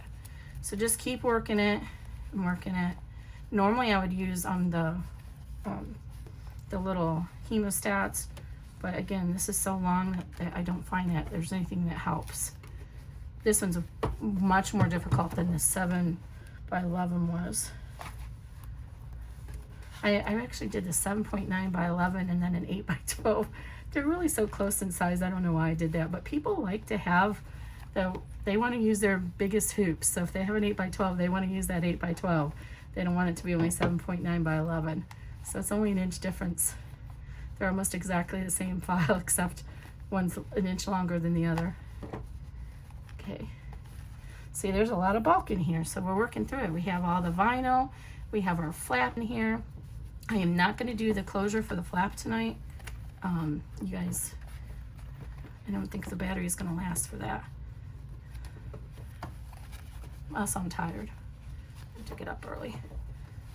So, but maybe I'll do that tomorrow and also do a separate video for it. But you guys have seen me do those. I'm going to use a magnetic clasp since I couldn't do the silly me. Can't believe I ordered that stuff. It's so thick. I should have read the description better. I don't know what I'm going to do with that. It's really thick. Okay, I'm working it. Just keep going. And my hands are hurting already, so this one's really rough. I thought about putting the opening on this side, but I just, with all the tack downs and everything, I just didn't think it would work very well that way. So just keep going at it. It's going to come out.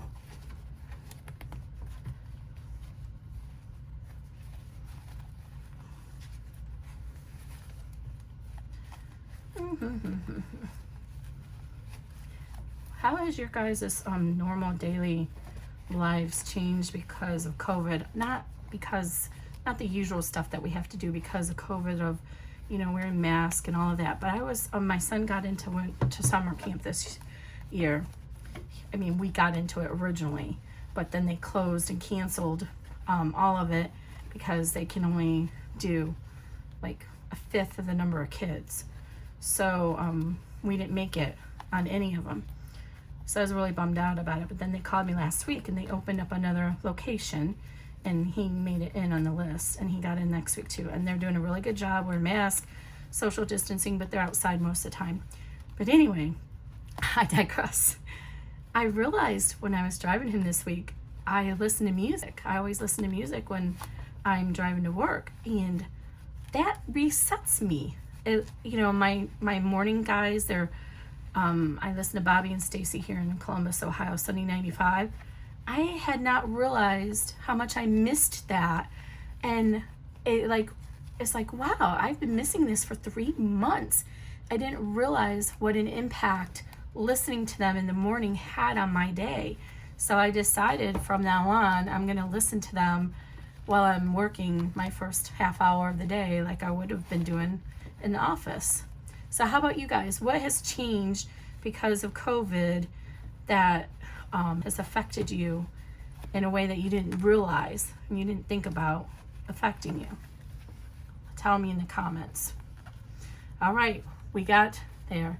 So I'm going to go ahead and push this out just so I can get to the point where I can seal it closed. So what we're going to do is we're going to fold this down and we're going to put our glue right along this edge and then see how our tab already wanted to fold right into place. And I'm using Fabri-Tac by Beacon. And I really hope the battery has not run out on us. Let me do a check right now. Are we still recording? We're still recording, guys. Sorry.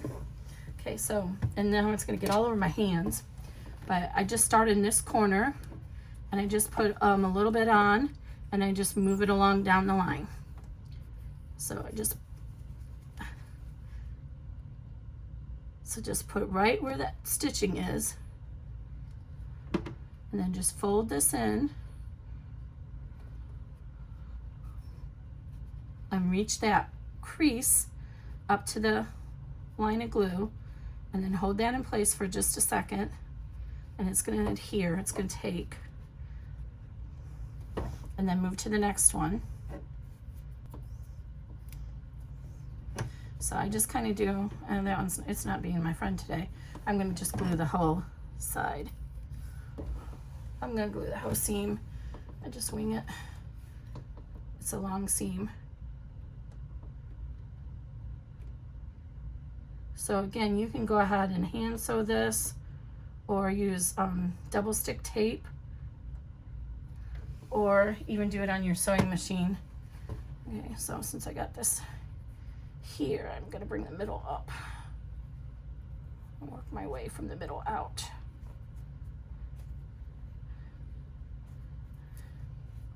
And it gets all over my hands, but that's okay. Right.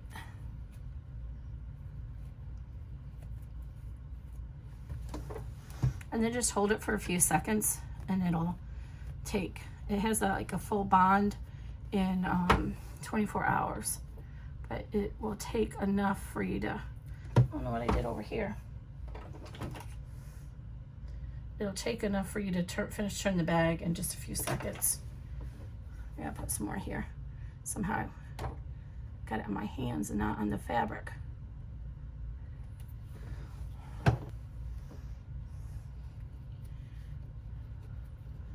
Okay, so let that hold for just a few minutes, a few seconds. And then I can go ahead and finish turning it. This side here just not, it's being mean. It doesn't want to turn. I got that glue all over.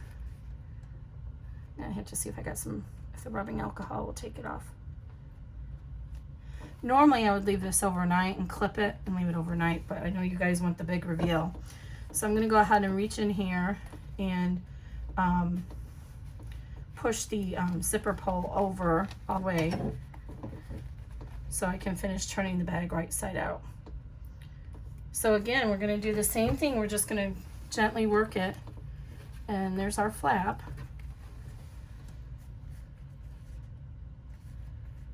Why does it seem like my flap's upside down? Oh, it's not. I almost had a heart attack. That would have been horrible. That would have been horrible. Okay. And then go ahead and start working this right side out.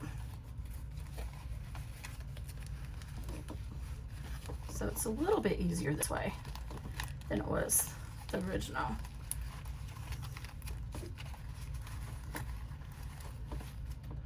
Oh, this one's still not wanting to take. Hold on, guys. It's being a little bit of a brat here.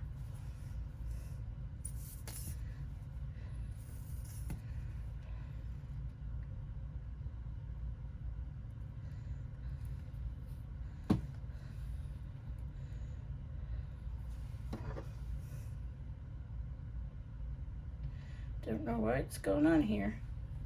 All right, let me hold this just another second till it takes. Usually doesn't take this long.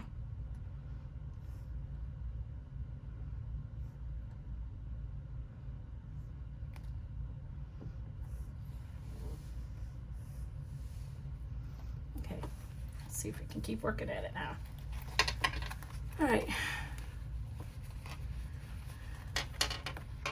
Oh, no. I'm sorry, guys. I have to hold it. It doesn't want to stop. Wonder if I can put a clip in it and grab that clip out later. Let's try.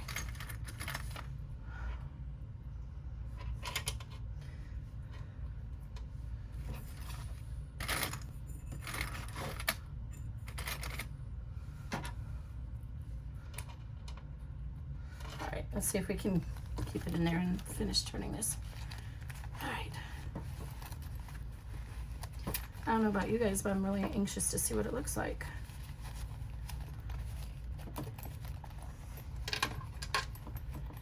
I tried to find more of this fabric. I found it on a destash group, and oh my gosh, I just fell in love with it. And I only got like a half a yard. I was like, man, I don't want to use it up. So I found a website that says it was in stock, and I ordered some, so hopefully it was true and I'll get it in the mail in a few days. But it's like, oh my gosh, Marilyn, it's my timeless treasure, and it's such a cool print. Has a very, was it Andy Warhol feel to it. Okay, keep going.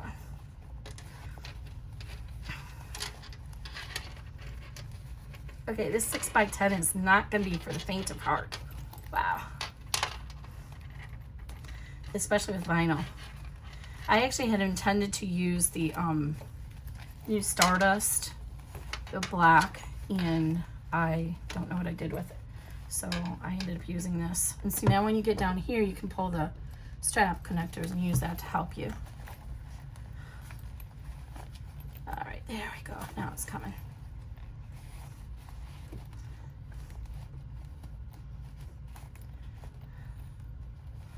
Don't pull too hard, I don't want to tear it. All right, we're almost there. All right, now I will get my hemostats, and the hemostats will help me. So I use these rounded over hemostats, and I keep them closed, and then reach in there and just work out the corners with the hemostats. The bigger bags, you can get your hand in there, but this one you may not be able to get your hand in. And then just gently work out, and you keep your hand down here so that you're aware where it's at, and so that you don't accidentally poke through that vinyl.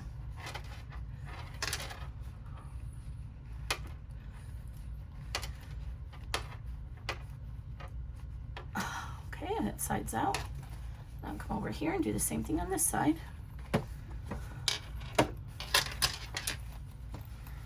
And just reach in and work that vinyl out.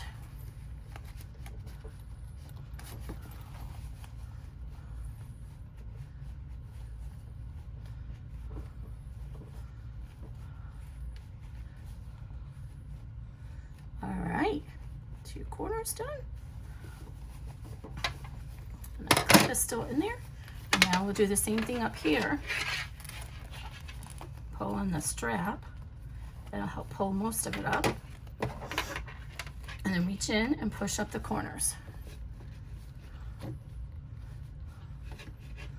You guys all forgot you had a zipper on the back already, didn't you?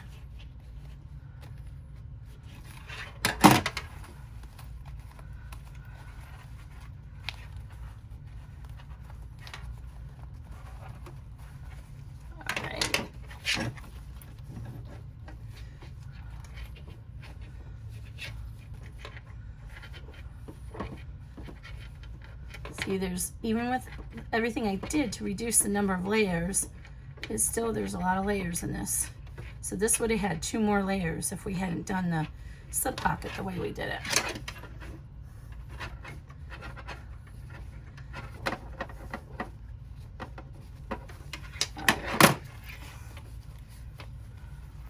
I'm gonna not, that needs a little bit more working, but I just don't wanna, I'm running out of time here, so I'm gonna just go ahead and show you guys the reveal here. So let me reach in there and take that clip out. It should be dry now.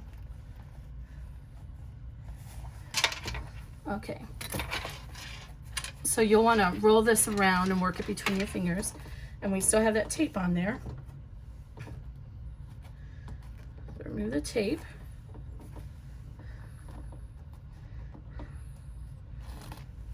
Okay, and then you're going to put your snap on. And so what you'll do is you'll center your snap on here first, and then don't just flap it down and put your snap right here because it's flat. You want to make sure you have room to put stuff in here. So, and there's your little slip pocket. So go ahead and put what you think you're going to put in here, and then when you put your flap on, you want to leave a little bit of room there for it. So like that, so that you have room to actually use your pocket. Right? Do I have time to do I might have some time to do the flap. Battery hasn't run out yet. All right. I really should have just left those dies on here. So I'm going to use the magnetic snaps again. I'm going to use the silver ones. So it uses different dies. There's 2 bottoms and then 1 top. I'm going to order some more of these because I use the silver more. So you need 2 caps. So they go on just like rivets. And then you need 1 each, male and a female. There's the female. There's the male. Okay, so you need, what was that? A male and a female.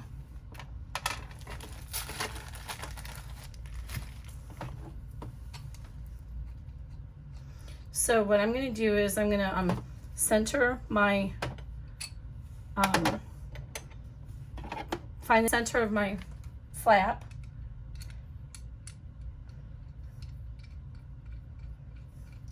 And put a little mark there.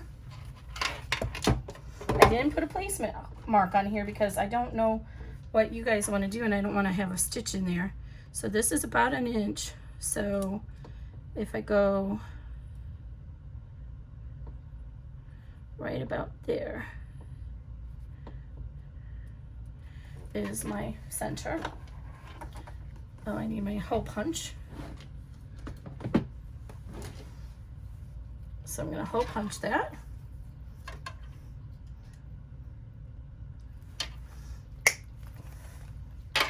And I like to put my male on the flap and their female on the main pocket. So you put it in here, and you put the cap on it, and you have 2 dies, and 1 is for the male, see how it is recessed, and 1 is for the female. So see how that actually fits right in there, and then that goes in here. So you put this die in here.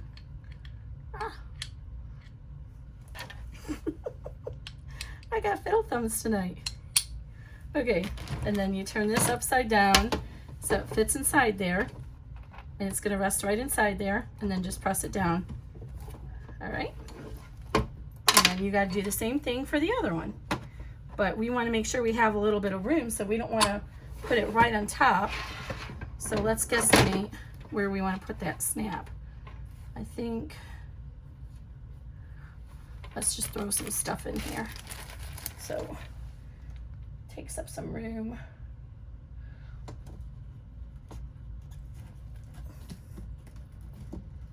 All right. There. So now go ahead and position it where you want to put the snap. I think that's good for me. So I'm going to mark it with a little dot. All right.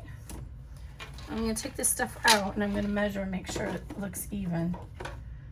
Because since I had that stuff in there, it may not be. Yeah, see, it's not. So I want to make sure it's even. So go ahead and look at, make sure your pocket's even.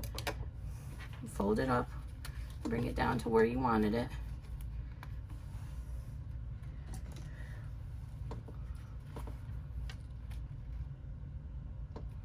All right, I'm gonna put a hole there.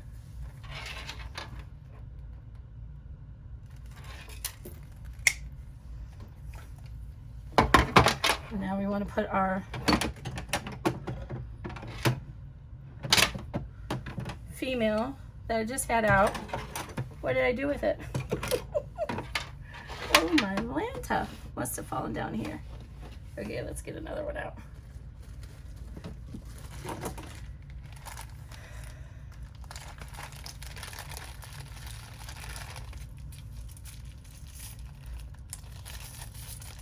All right, almost done. And we need another female.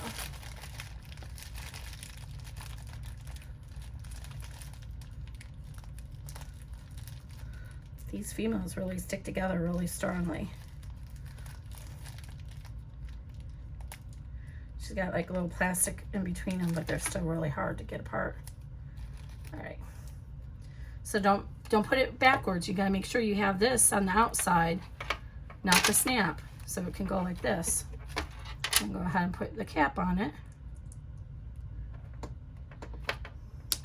And then we moved to our other die there, and again we're going to put this upside down into that, and then we're going to press it, and it'll click inside there because it's magnetic.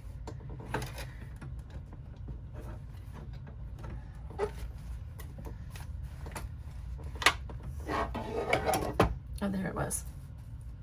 Right, now we're all done. So then you have your pocket on the back. And I'm gonna work those corners out.